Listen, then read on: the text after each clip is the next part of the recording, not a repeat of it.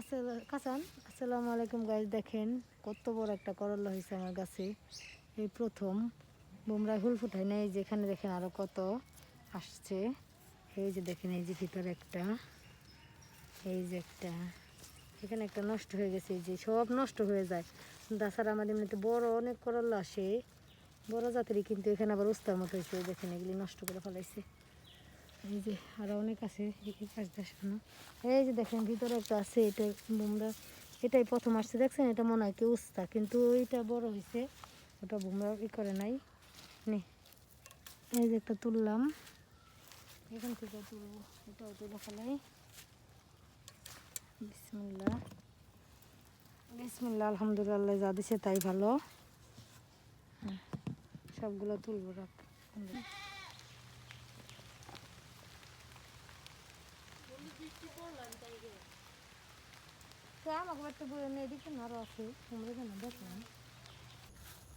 দেখেন গাছ, কালকে একটু বড় হওয়ার জন্য রেখে গেছিলাম, বেশ বড়ই হয়েছে।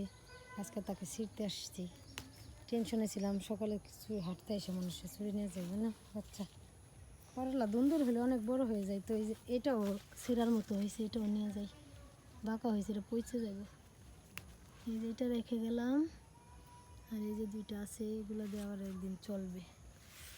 এই যে একটা আছে, পাতার আড়ালে লুকায় রেখে যায়।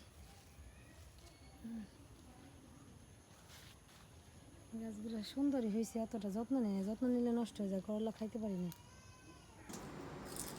গাছ। এই যে আজকে আবার এই গাছে এই ধুন্দুলগুলো ছিল, 5টা ধুন্দুল, আর কি 3 পদের জিনিসই করলাম, 3 রকমের। এই যে গাছে প্রায় 2 কেজি ধুন্দুল হইব। আর এই যে করলার বেগুন, এগুলো আজকে কী করলাম, এই বছরের মধ্যে আজকে একটু বেশি করতে পারলাম। তাহলে এবার মরিচ অত ভালো হয় নাই, বেগুনের চারা নতুন ভালো মতো হয় নাই। আচ্ছা, খুদা হাফেজ, ভালো থাকবেন।